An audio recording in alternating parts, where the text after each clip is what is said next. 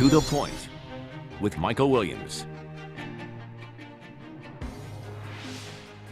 What role should the United States be playing in Syria? We'll ask a member of the House Foreign Affairs Committee. Plus, the impact of the Affordable Care Act is starting to be felt. Is it going to be a headache for Floridians? Good morning and welcome to the Point. Those are our questions for our guest this day, Democratic Congressman Ted Deutch from the Boca Raton area. Thank you, sir, for coming in. We appreciate it very much. Let's talk Syria first. You've been on record saying you support military action by the United States. Why and to what limits? Very limited. And if you look at what's happened and you look at the intelligence reports that have come out just in the past couple of days, it's clear that the Assad regime, used chemical weapons against his own people. There has been a unified approach in the international community against the use of chemical weapons. There are more than 180 countries who are on record in the chemical weapons protocol standing against the use of chemical weapons. When we have the evidence that shows that he's used it, and when we know that the president has made this a red line, I think it's imperative that the president act. Secretary Kerry and the president have both been clear that this, and I agree with them, it must be limited, no boots on the ground, no attempt to get in the middle of the civil war, but to simply respond to this horrific action. High-tech weapons from offshore, cruise missile attack most likely is always the scenario that you're looking at here. What can it really achieve? Well, first of all, the president has said that this is a red line.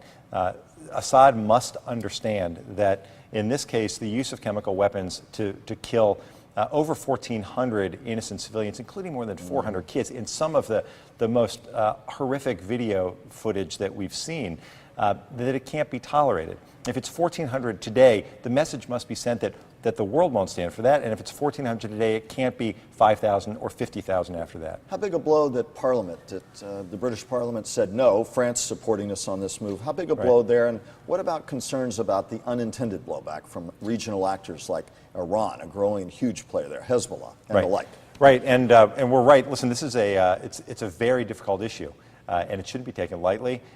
We've seen the administration reach out to members of Congress, as I asked them to do, as a number of us expected that they would. It's imperative they interact with Congress to make clear what they're doing. As far as blowback goes, the message that's being sent isn't just a message to Assad. Understand, we're trying to prevent the Iranians from acquiring nuclear weapons, and we're trying to do that in a peaceful manner. This will send a message to the Iranians that it's imperative that they give up this nuclear weapons program. It's a very important message to send. There are other actors who are watching what we do here.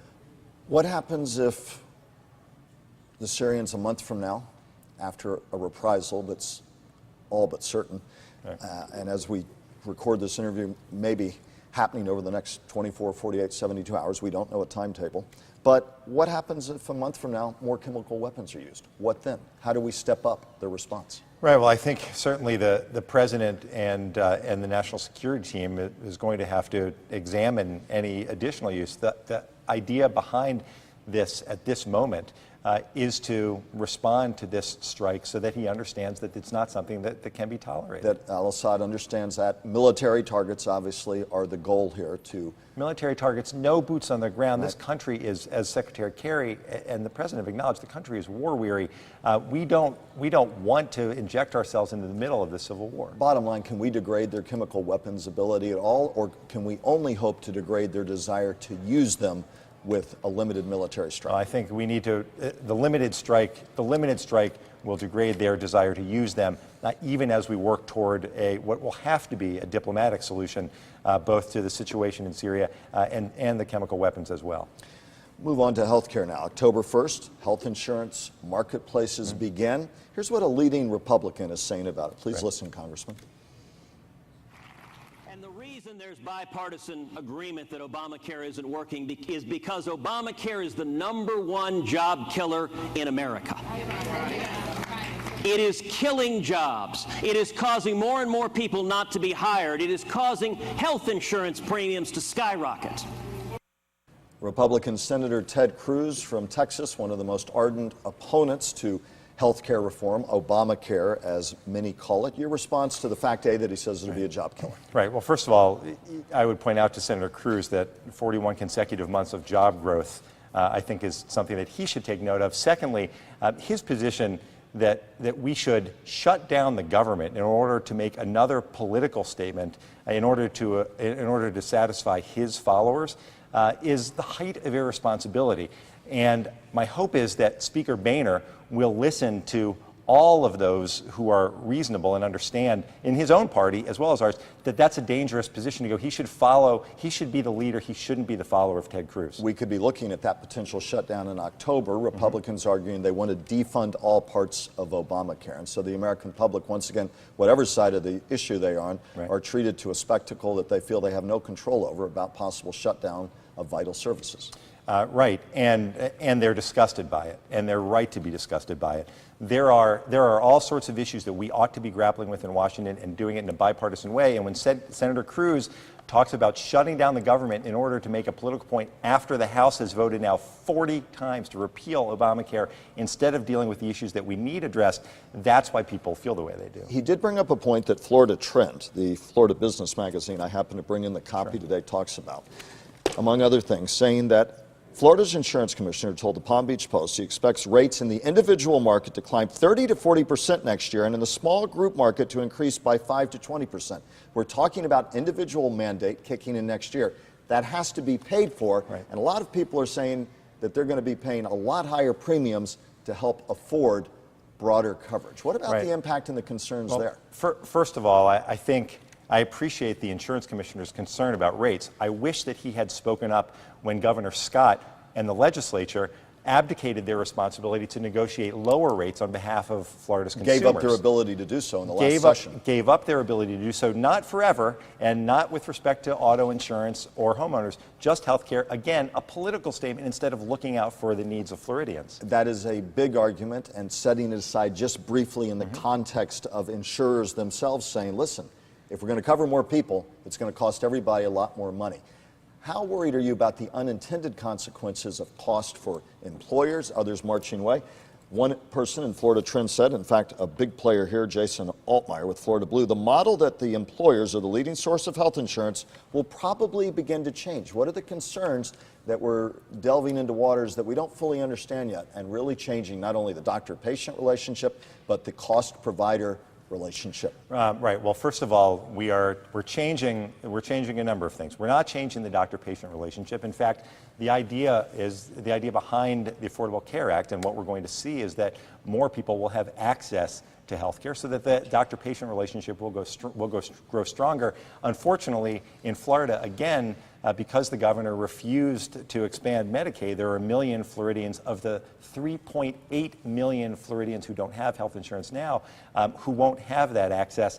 That's the difficulty that we have, and we want this to succeed. Everybody wants this to succeed. The governor, however, has continued to take the position that it's more important to him politically, just as it is to Senator Cruz, to make this a political issue instead of looking out for the needs of Floridians. And Congressman Deutch, you point out a number that is stunning, and in fact, we are the second highest state of all the states in the union.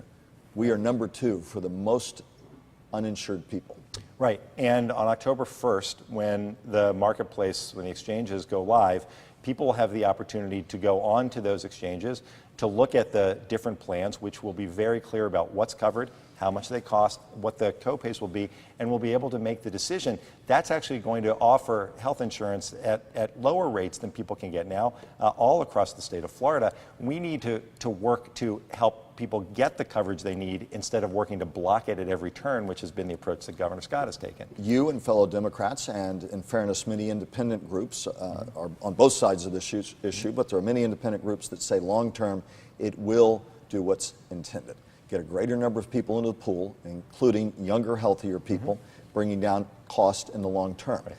That's the goal. What are the concerns you have when you do talk to businesses and people say, listen, I want to see that everybody has health care, but I am worried about my own pocket, how I'm going to pay more, how I as a business may pay more. What do you say to them? Yeah, and I take these concerns seriously, and we meet with business owners regularly, and we've talked about a lot of these issues.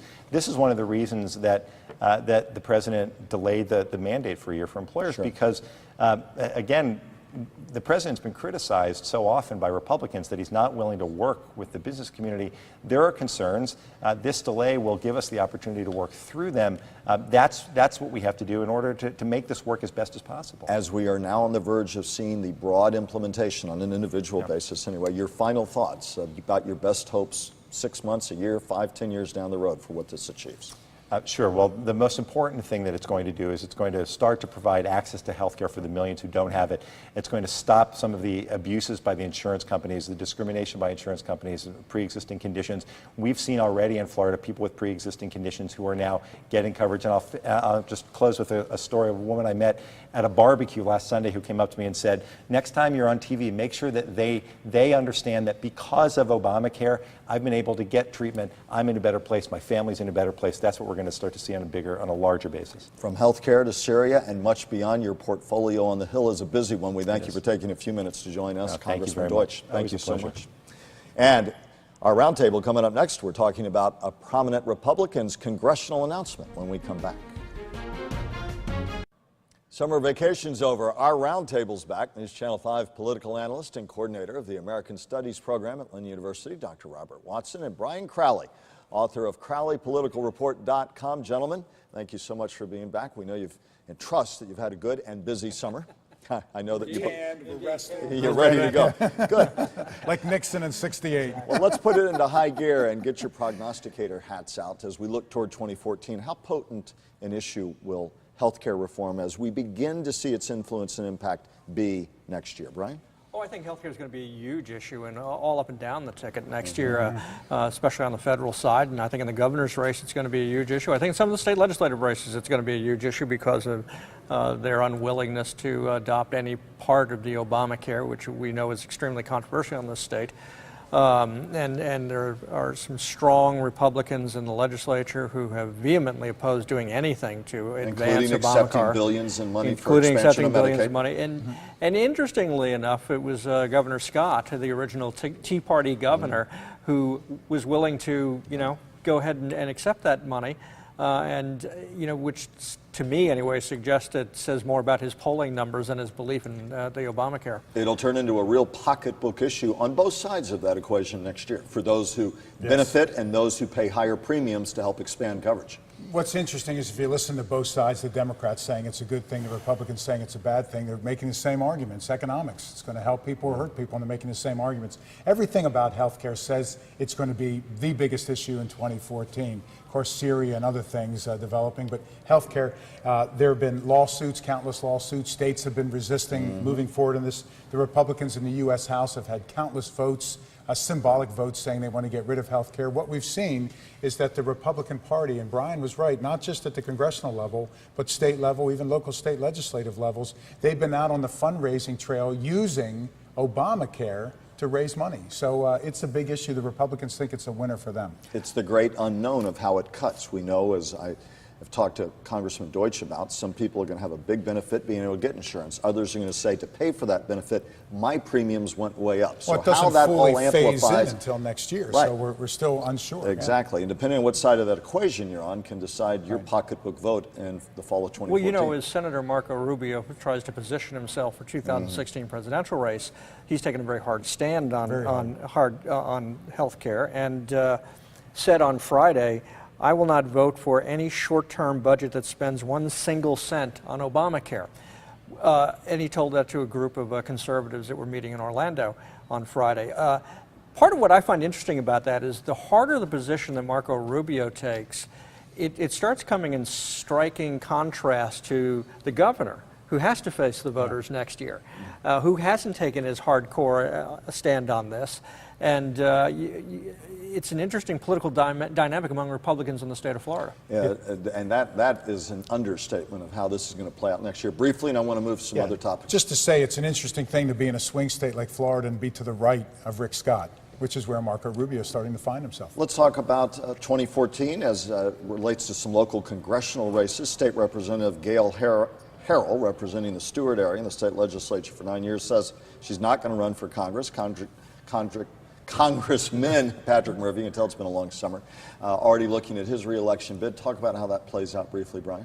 Look, I think Patrick Murphy has been playing it pretty smart up in that district since he moved in there and defeated Allen West. I mean, it's a very close district, leaning Republican. You know, he has not sided with the White House on every issue. Right. He's tended to be a conservative liberal, if you will, I think Gail Harrell may as much be saying that she thinks Patrick Murphy's going to be really tough to beat, as much as she's saying that she doesn't want to run, because I think he's looking tougher and tougher to defeat. And so that Republican, and it's a very crowded Republican primary. Yeah, I was going to say that too. I agree with Brian on both. And go ahead. I was just going to say I agree with Brian in both cases. I think Murphy's surprised some people. I think he's handling this very well. I think Harold probably had a couple of concerns. If Adam Hasner jumps into this, field, right. It's a crowded Republican field. There's 3 in it. There could be 4. There could be, if Adam Hasner jumps into this is a big name who raises money. That could cloud the issue. On the other hand, Patrick Murphy's a freshman. This is his first re-election. The district leans Republican. If they're going to beat him, this is the time to beat him. And the Cook Political Report, which is a very accurate prognosticator, has this listed as one of the most toss-up, one of the closest races in the state and the country this coming year. Next topic, Governor Rick Scott looking to re-election, talking about pushing for a tax cut. He's looking at asking the legislature to cut taxes and fees by $500 million. He says it'll come from the budget surplus, a reminder that election year politics are upon us, even though it's still only coming into September of 2013. The public polls for Scott, from the day he took office to today, are dismal. His popularity is terrible. His re-elect chances are touch and go. A pollster that I was talking to not long ago, a Republican pollster, suggested that that Rick Scott remains in trouble. And I think part of the indication of that, and you don't even have to see Rick Scott's internal polls to see that, but you see some of the issues he's flipped on. He's flipped a little bit on Obamacare by being willing to take the Medicare dollars. The guy who slashed education now wanted to give teachers raises, and oddly enough, he had a big education summit last week that he didn't attend. But and he's done that on a number of issues, where he's environmental issues and other issues where he suddenly has flipped. And I think he's just looking for pockets of support that he desperately needs in order to win a second term. Other topic, Robert, I want to get your take on this. The president took up the issues of guns this week. An executive order, he closes a loophole allowing felons to avoid background checks by registering the guns with corporations, also preventing military weapons from being re-imported into the U.S. Vice President Biden says might be another opportunity to pass stiffer gun control measures by making it an issue in next year's midterm elections. Your take? They would like to see it be an election issue next year, because right now Obamacare seems to be the main issue that's difficult. With Syria, with Egypt, and other emerging issues where we don't know where they're going, those are going to be difficult, potential no-win issues for the White House. They would like to see this as an issue. And Obama's position on gun control is firmly in line with where most Americans are in the polls. By any assessment, it's very moderate, straight down the middle. And let's face it, it's a midterm election. The party that has the White House tends to lose seats in the midterm election. In the last century, the average loss is 30 seats in the House, 4 in the Senate, and only 3 elections, 1934, 98, and 02.